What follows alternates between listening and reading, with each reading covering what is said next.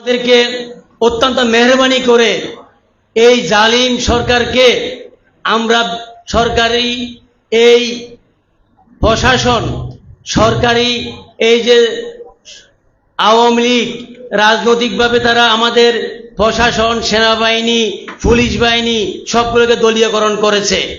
এটা নয়, শুধু 1 লক্ষ পুলিশ কাজে যোগদান করেনি।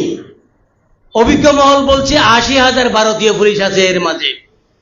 আমাদের ক্যান্টনমেন্ট রোড দখলে চলে গিয়েছিল, আমাদের সচিবালয়, আমাদের সিভিল কমিশন থেকে শুরু করি নিয়োগ, প্রমোশন বাণী সবকিছু এই ভারতীয়রা কন্ট্রোল করেছে। আজকে আমাদের দেশপ্রেমিক অফিসারদেরকে ওইটি করে রাখা হয়েছে বছরকে বছর।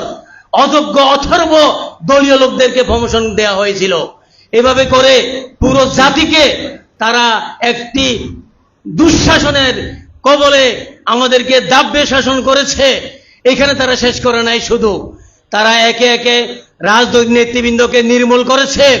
এদেশের ইসলামী আন্দোলনের নেতৃবৃন্দকে ফাঁসি দিয়ে এবং জেল জুলুম নির্যাতনের মাধ্যমে ইসলামী আন্দোলন, আলেম ওলামা, এই দেশের সর্বস্তরের মানুষের কণ্ঠকে স্তব্ধ করে দিয়েছিল। ঠিক কিনা বলেন?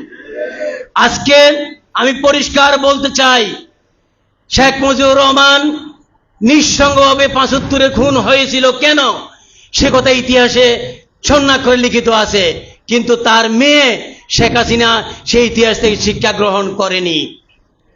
তারই পরিণতি হয়েছে 5ই আগস্টে তার পালিয়ে যাওয়া। ঠিক কিনা? ইতিহাসের সবচেয়ে বড় শিক্ষা, ইতিহাস থেকে আমরা কেউ শিক্ষা গ্রহণ করি না। ইতিহাস থেকে যদি শিক্ষা গ্রহণ করত তাহলে আজকে এই করুণ পরিণতি হতো না, এই করুণ পরিণতি হতো না।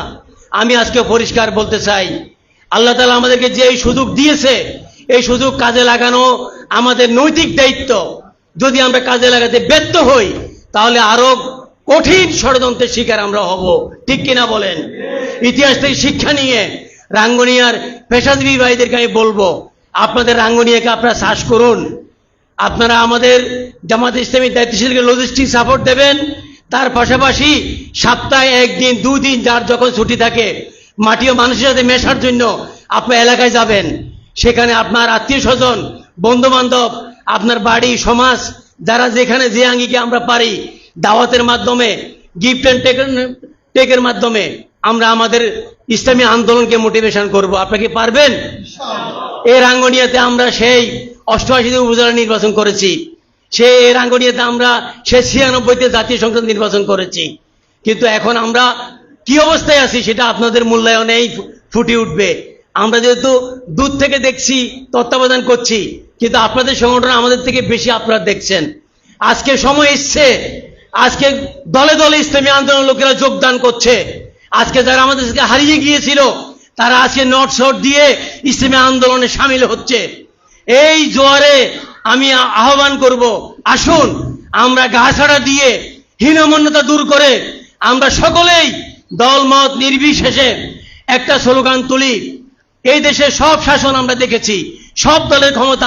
আজকে বৌদ্ধদের ফেকড়া বলেন, হিন্দুদের মন্দির বলেন, জামাতের কর্মীরা ফাহারা দিয়েছে, আন্তর্জাতিক দুনিয়া দেখেছে। আজকে আমির জামাত সে কথা পরিষ্কার বলছে, বাংলাদেশে কোনো সংখ্যালঘু নাই। বাংলাদেশে হিন্দু, মুসলিম, বৌদ্ধ, খ্রিস্টান সকলে এই দেশের নাগরিক, সকলে অধিকার সমান। আজকে এই কথা হিন্দুরাও বুঝতে পেরেছে, অমুসলমানরাও বুঝতে পেরেছে। এবং স্থানীয় সরকার নির্বাচন থেকে শুরু করে জাতীয় নির্বাচনে আমরা যেন লড়তে পারি, সে পরিবেশ তৈরি করার জন্য আপনাদেরকে এগিয়ে আসার উদাত্ত আহ্বান জানিয়ে আমার কথা শেষ করছি। আসসালামু আলাইকুম ওয়া রাহমাতুল্লাহ।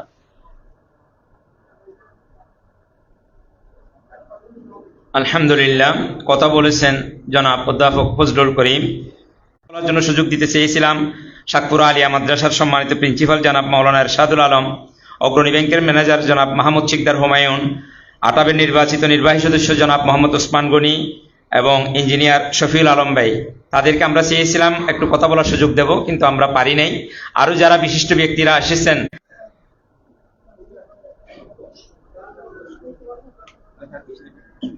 আচ্ছা ঠিক আছে। আসসালামু আলাইকুম ওয়া রাহমাতুল্লাহি ওয়া বারাকাতুহু। বিসমিল্লাহির রহমানির রহিম। আলহামদুলিল্লাহি রাব্বিল আলামিন। আসসালাতু ওয়াসসালামু আলা সাইয়্যিদিল আমবিয়াইল মুরসালিন ওয়া আলা আলিহি